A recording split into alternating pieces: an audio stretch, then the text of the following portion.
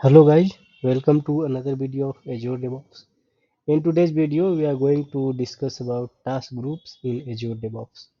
Okay, we'll see what are task group, how we can use them in our pipelines, and what are the benefits of using task group. Okay, so let's begin the video. Here, if you see inside pipelines, we have one option of task groups as well. Okay, if you come here, you can manage security about these, who can administrator your task group permission, who can delete task group, or who can edit task groups. Okay, and here we have an option to import the task groups. You can click on browse and you can select your file and you can import the task group from here. We don't have directly an option to create the task group. I have already one here. If you click on this, if you need to manage this task group, you can always click on this three dot to delete, export, or to manage the security about this task group. So let me open it, and you can see here we have few of the tasks already created inside this. Okay, so in short, task groups are nothing but grouping of the task. Okay, so if you have created some of the tasks, suppose for infra deployment, you can group them in a task group and you can call that task group anywhere in your pipeline so that all the tasks will be created by itself. You don't need to add each of the tasks separately and individually. Okay, here you can see the history, and if you want to export this template or export this task group to create it somewhere, or to manage this task group or create this task group in some different project or different organization, you can export this. So this will export a JSON file and you can import that JSON file by going into this task group from import and click on browse. Okay, and after this you can manage the security about this particular task group only.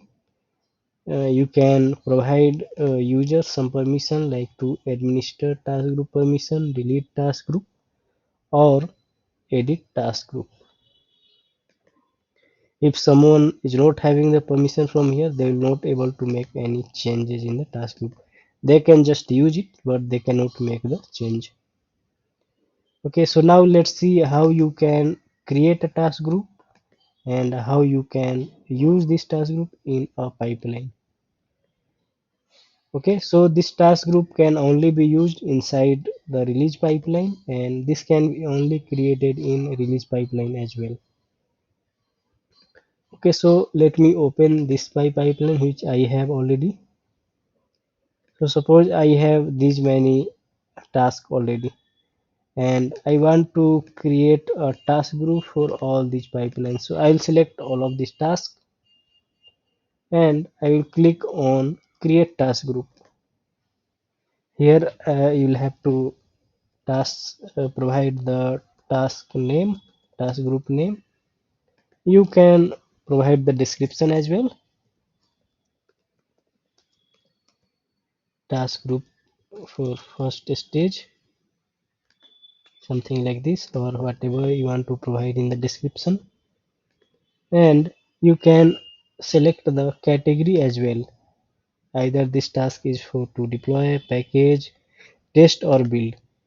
Okay, so this is for the deployment. If you click on this I button, you can see categorizes the task according to selected option. So let's select the deploy one. If you are selecting this, you can use it in any pipeline. Okay, you can provide the default value for some of the parameters which are being used in your task, so that if someone is adding this task in their task group or in their pipeline, they don't have to provide any value if you are providing default value from here. Okay, if you are not providing or just created it, so one task group will be created. So this task group initiation has been like now created, and you can see it is asking for all the parameters like what we had in our task group while creating.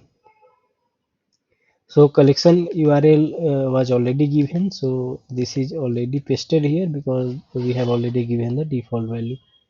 And for other parameters, we have not given any value, that's why they are blank, and you cannot save this pipeline until you have given all the parameters. Okay, so this is how we can create the task group. And if you have to import this task group, so suppose if you now go to task groups here, that was not yet created because we have not saved it. Once you will save that, it one of the task group will be created.